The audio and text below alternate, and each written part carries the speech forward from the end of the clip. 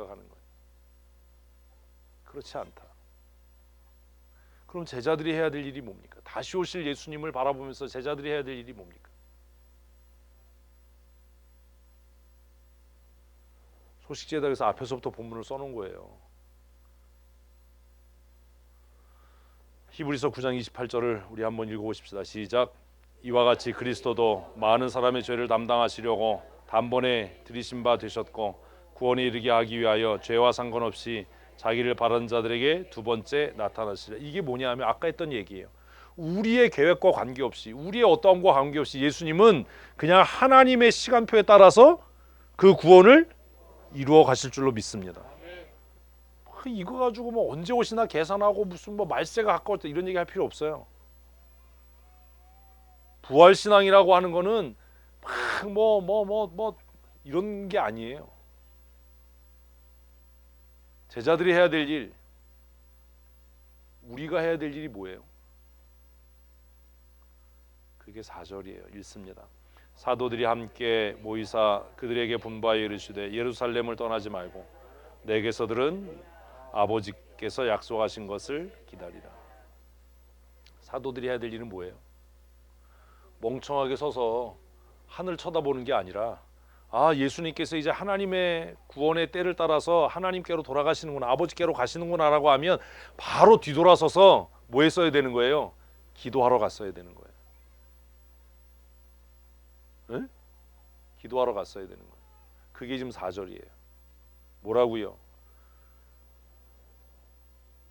예루살렘을 떠나지 말고 내게서 들은 바 아버지께서 약속하신 것을 기다려라. 이건 단순히 기다리는 게 아니라 간절히 사모하라는 겁니다. 제가 그 얘기도 했잖아요. 인생에도 때가 있어요. 하루에도 때가 있어요. 역사에도 때가 있어요. 건축을 하는데도 때가 있어요. 순서가 바뀌면 일이 복잡해지고 어려워져요. 힘들어져요. 그 때를 모르는 겁니다.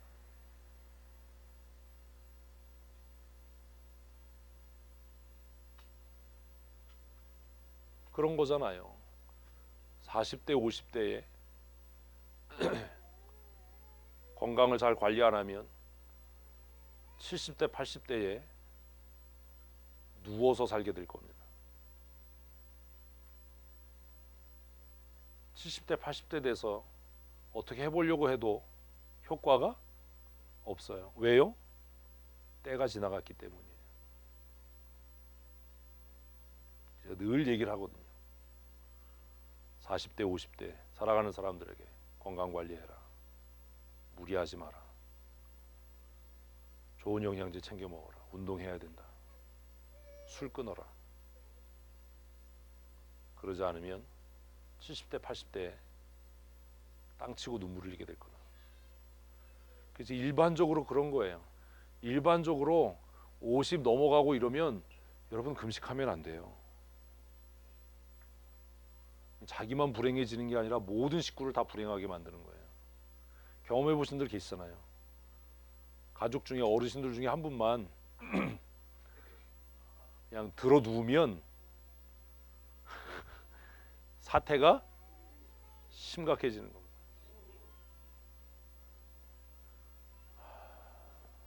저희 어머니가 32년생이거든요. 쌩쌩하세요.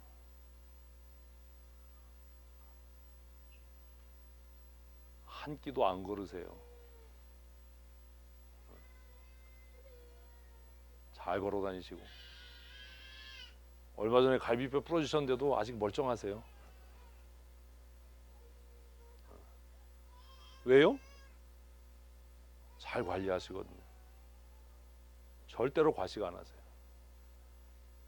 우리 한 끼 굶으면 그 다음 끼에 막 엄청 먹잖아요. 비만해지고 근육이 감소하고 지금 쌩쌩하세요. 언제까지 쌩쌩하실까 굉장히 궁금해요. 그렇게 쌩쌩하시니까 제가 목회를 하잖아요. 알아누워 보세요.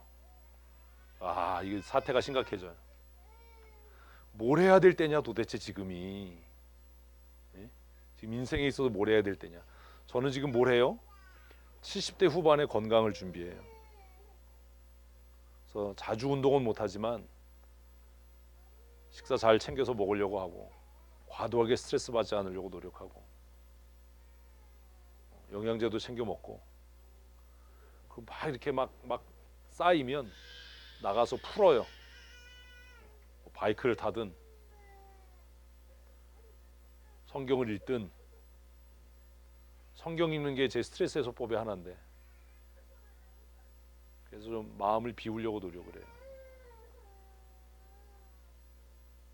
제자들이 해야 할 일은 지금 예수님이 가시네 이거 쳐다볼 때가 아니라 약속하신 것을 사모함으로 기다려야 하는 겁니다.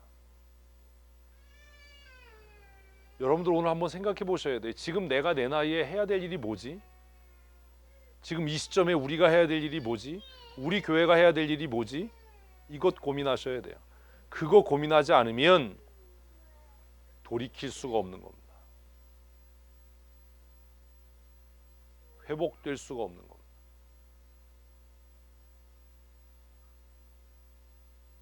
왜 기다리라고 그랬지요?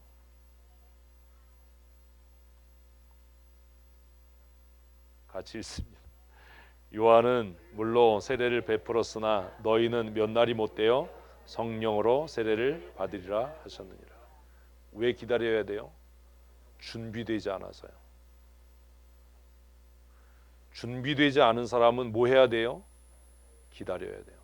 교회가 문제가 자꾸 생기는 이유가 뭔지 아세요? 준비되고 훈련되지 않은 사람이 일하는 거예요. 준비되지 않고 훈련되지 않은 사람이 일하면 어떤 일 생겨요? 첫째는 자기가 다쳐요. 둘째는 누군가를 꼭 다치게 해요. 준비돼야 돼요. 훈련돼야 돼요. 준비되고 훈련되기 위해서 뭐가 필요해요? 기다림의 시간이 필요해요. 사모함의 시간이 필요해요. 미숙함에서 벗어나서 완숙함으로, 성숙함으로 나아가는 시간들이 필요해요. 그 기다리는 시간, 그 성숙으로 나아가는 시간, 완숙해져가는 시간이 없으면 자신도 망하고 남도 다치게 해요. 제자들은 3년 동안 예수님을 따라다니면서 예수님에게 하나님의 나라의 복음을 들었어요. 근데 그들에게 아직 준비되지 않은 한 가지가 있었어요. 그게 뭐예요? 성령으로 충만하지 못했던 겁니다. 그래서 말씀을 배우긴 배우는데 그게 깨달아지지 않는 거예요. 그래서 예수님께서 비유로 말씀하시면 계속 뒤에서 물어요. 무슨 말씀이지요? 어떻게 해야 되는 거지요? 예수님께서 많은 표적을 행하시는 걸 보고도 귀신 들린 아이 앞에서 어떻게 해야 될지를 모르는 거예요. 예수님께서 정말로 많은 역사를 이루시는 걸 보면서도 풍랑 있는 바다 앞에서 그냥 무너져 내리는 거예요. 말씀을 들을 때는, 찬송할 때는 기쁨이 있고 감사가 있는데 삶의 어려운 문제를 만나면 한순간 무너져 내리는 거예요. 풍랑이는 배 안에서 두려워하는 제자들에게 예수님은 너희의 믿음이 도대체 어디 있냐? 믿음 있다고 그렇게 떠들어대는데, 뭘 그렇게 열심히 하는데 믿음이 어디냐? 니네들 믿음이 뭐냐 도대체?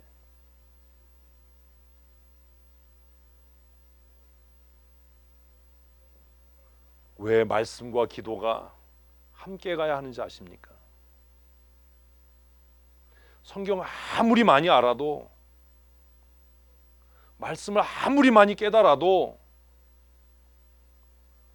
성령으로 충만하지 않으면 아무런 능력이 없어요. 말씀을 모르는데 기도만 하면 자기 고집과 아집에 빠져서 사단의 종노릇 합니다. 왜요? 사단은 늘 자기 자신을 천사로 가장하고 우리를 끊임없이 미혹하기 때문이에요. 자기 생각엔 자기가 하는 게 옳아요. 네 생각이 중요한 게 아니라 성경이 뭐라고 얘기하냐고. 아무리 얘기해도 안 들어요. 제자들은 3년 동안 예수님을 통해서 하나님 나라의 복음을 들었습니다. 놀라운 표적들을 보았습니다. 그리고 자신들도 그 놀라운 역사들을 경험했습니다. 자신들이 기도할 때 귀신들이 쫓겨나가는 것들을 경험했고, 물고기 2마리 보리떡 5개로 남자만 5,000명을 먹이고 12바구니를 넘치도록 남은 것들을 수거하는 일들을 경험했습니다. 무리변에서 포도주가 되는 그 놀라운 역사의 현장에 있었습니다. 그러나 그들은 근본적으로 연약한 인간에 불과했습니다. 그러니 그들은 뭐 해야 합니까? 기다려야 합니다. 언제까지요? 성령으로 충만케 될 때까지요. 성령으로 충만케 될 때까지요. 그래서 예수님은 기다려라, 예루살렘을 떠나지 마라. 아마 우리 같았으면요 안 기다려요. 아유, 지금 뭐 기다려야 될 때 이러고 나대고 설치고 빨리 하자고 그러다가 다 망쳐버리는 거죠. 진득하게 기다리지 못한다고요. 지금 제자들이 해야 될 일은 공중으로 들려 올라가시는 예수님을 바라보고 입 벌리고 놀라워 그럴 때가 아닌 거예요. 뭐 해야 될 때인 거예요? 간절히 사모함으로 기다려야 하는 거예요. 성령이 임하시기를, 성령으로 충만케 되기를. 소식지 앞에 다 써놓은 거예요. 그래서 본문을 제자들은 깨닫지 못했어요. 흰옷 입은 2사람이 어찌하여 하늘을 쳐다보냐라고 얘기해도 깨닫지 못했어요. 예수님이 그렇게 들려서 사라졌습니다. 이제 할 일이 없잖아요. 에? 놀라운 얘기가 뭔지 아세요? 예수님이 그렇게 들려 올라가는 것을 본 사람이 500명이에요. 에? 500명. 그런데 그 500명 가운데 반도 안 되는 120명만 예수님의 말씀을 기억하고 기다리러 갔어요. 상당히 많은 사람들은 야, 지금이 지금 기다릴 때야 이러고 나가서 자기의 노력으로 뭔가 하려고 했겠죠. 제가 생각해 봤어요. 서재에서 우리 교회 성도들 중에 기다릴 사람은 누군가? 응? 집으로 갈 사람은 누군가? 아우, 지금 기다려야 될 때야 이러고 설레발 치고 나갈 사람은 누군가? 재밌죠? 명단을 쭉 놓고 야, 이거 한번 나눠봐야 되겠다. 500명 중에 120명이 야, 우리 가운데 미련해 보이고 둔해 보이지만 기다리라고 했으니까 사모하고 기도하고 기다려야지 이럴 수 있는 사람은 누굴까? 아우, 지금이 기다려야 될 때야 나가서 빨리 뭐 해야지라고 설치고 나가서 뭔가 하려고 하는 사람은 또 누굴까? 이제 다 끝났어, 고기 잡으러 가 이러고 갈 사람은 누굴까? 500명이 보았어요. 500명이 들었어요. 어찌하여 하늘을 쳐다보느냐. 그 중에 11제자를 포함해서 120명만 마가 요한의 다락방으로 갔습니다. 그리고 그들은 그곳에서 10일 동안 금식하며 기도했습니다. 왜 성령을 기다리라고요? 부활신앙이란 뭐지요? 같이 읽습니다. 오직 성령이 너희에게 임하시면 너희가 권능을 받고 예루살렘과 온 유대와 사마리아와 땅끝까지 이르러 내 증인이 되리라 했습니다. 부활신앙은요, 내가 죽으면 천국 갈 거예요, 예수님 다시 오시, 이거 떠벌리는 게 부활신앙이 아니에요. 뭐가 부활신앙이에요? 내가 천국 갈 거니까 나 뭐 기쁘게 살아, 이게 부활신앙이 아니에요. 부활신앙은 뭐가 부활신앙이에요? 주어진 사명을 끝까지 감당하는 게 부활신앙이에요. 그게 어찌하여예요? 갈릴 사람들아 어찌하여 서서 하늘을 쳐다보느냐. 니네가 해야 될 일은 복음을 전하는 일이다. 뭘 전하는 일이다? 다시 오실 그리스도를 증거하는 일이다. 그런데 다시 오실 그리스도를 증거하기 위해서 너희는 반드시 기다리고 사모해서 성령으로 충만해져야 한다. 왜? 하나님 나라 예수 그리스도의 오심을 전하고 증거하려면 예수님이 당했던 핍박과 환난과 고난을 당해야 할 테니까. 예수님도 무릇 하나님의 나라를 소망하는 자, 바울 사도도 무릇 하나님의 나라를 소망하는 자는 고난과 환난을 겸하여 받아야 한다. 연약한 육체를 입은 인간이 어떻게 그 고난을 견딜 수 있습니까? 연약한 육체를 입은 인간이 두려운 법정에 서서 어떻게 하나님의 나라의 복된 복음의 소식을 조리 있게 변명할 수 있습니까? 어떻게 변호할 수 있습니까? 많은 사람에게 우겨싸임을 당할 때 어떻게 우리의 마음이 흔들리고 불안해지지 않을 수 있겠습니까? 뭐하지 않으면, 성령으로 충만해지지 않으면 어떻게 감당하겠습니까? 그래서 성령이 너희에게 임하실 때까지 기다려야 하는 거다. 그리고 그 성령이 너희에게 임하시면 그 성령이 너희로 하여금 권능 있는 사람이 되게 할 거다. 여기서 말하는 권능은 뭐 귀신 쫓아내고 방언하고 환상 보고 이런 게 아니에요. 응? 이 권능은 뭐예요? 복음의 증인으로 사는 것. 복음의 증인으로 사는 것. 타협하지 않고 물러서지 않고 예수 그리스도의 오심을 증거하는 삶을 사는 것. 지금 얼마나 막막해요. 어떻게 전도해야 됩니까? 어떻게 전해야 합니까? 사람들이 얘기합니다. 교회가 힘들어요. 어려워요. 앞으로 어려울 거예요. 그럴 거예요. 그런데요, 지난 2000년 동안 교회사를 살펴보면 한 번도 복음을 전하는데 쉽거나 편했던 시대는 없었어요. 오히려 복음을 전하기가 쉽고 편했던 시기에 일어난 일은 뭐예요? 배교와 배도예요. 네? 기독교가 국교가 되면 교회는 타락했어요. 그런데 핍박과 환난 가운데 교회는 더 강력하게 부흥하고 성장했습니다. 누구에 의해서요?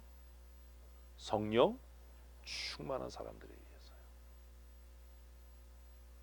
예배당 건축한다고 교회 부흥할 거라고 생각하지 마십시오. 우리 교회 뭐 사람이 없어서, 일할 사람이 없어서 힘들다라고 말하지 마십시오. 사람이 없어서 일할 사람이 없는 게 아니에요. 뭐가 없는 거예요? 아이 진짜 뭐가 없는 거예요? 성령 충만한 사람이 없는 거예요. 성령 충만한 지도자가 없는 거예요.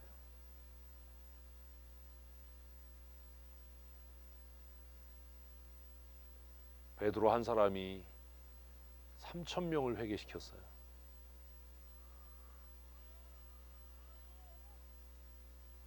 우리 교회에서 제가 제일 많이 들은 얘기거든요. 사람이 없어, 사람이 없어. 아니요. 사람은 넘쳐나요. 뭐가 없어요? 성령의 사람이 없어요. 성령 충만한 사람이 없어요.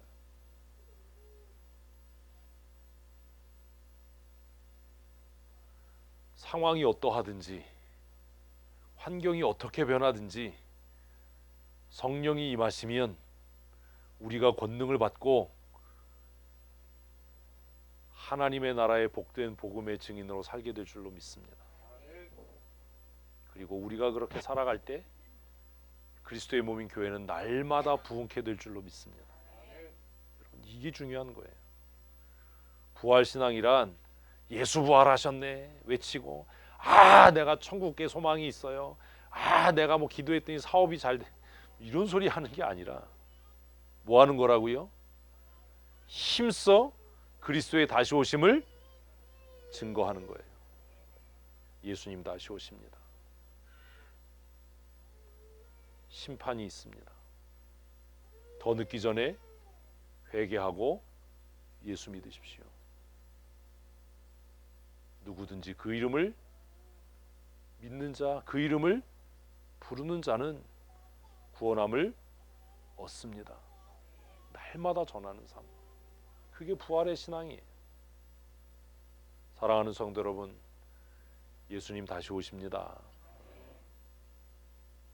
성령 충만합시다. 내가 좀 성령이 충만하지 않은 것 같으면 기다리십시오. 여기서 기다린다는 말은 아무것도 안 하고 널브러져 있다는 뜻이 아니라는 거 아시지요? 사모하고 간절함으로 구해야 하는 겁니다. 누가복음에 너희가 악할지라도 자식에게 좋은 것으로 줄 알거든 하물며 하늘에 계신 너희 아버지께서 구하는 자에게 성령을 주시지 않겠느냐. 아멘. 왜 우리가 성령으로 충만하지 않아요? 구하지 않기 때문이에요. 왜 복음의 역사와 능력이 나타나지 않아요? 성령 충만하지 않기 때문이에요. 난 성령 충만해요. 그런데 막 다 죽어가고 능력이 없고 뭐 전도가 안 되고, 이 거짓말이에요. 그거 하나님께로부터 온 영은 아닐 거예요. 성령의 사람으로 살아간다는 것이 어떤 것인지, 부활의 신앙과 부활의 소망은 무엇인지 오늘 한번 깊이 생각하고, 매일 저녁에 우리 기도회로 모이니까 모여서 하나님 나를 성령으로 충만케 하여 주시옵소서. 예수 그리스도의 재림의 날까지 다시 오실 그리스도를 힘써 증거하고 전하게 하여 주시옵소서. 기도하는 성도들 됩시다. 날마다 교회가 부흥하고 우리의 삶이 하나님의 은혜로 충만케 되는 믿음의 삶 살기를 축복합니다. 우리 이 시간 다 자리에서 일어나서 하나님 앞에 간절한 마음으로 기도하십시다. 하나님, 성령으로 충만케 하시고 예수 그리스도의 재림의 날까지 복음의 증인으로 살아가게 하여 주시옵소서. 우리 이 시간 함께 한 마음으로 기도하시겠습니다.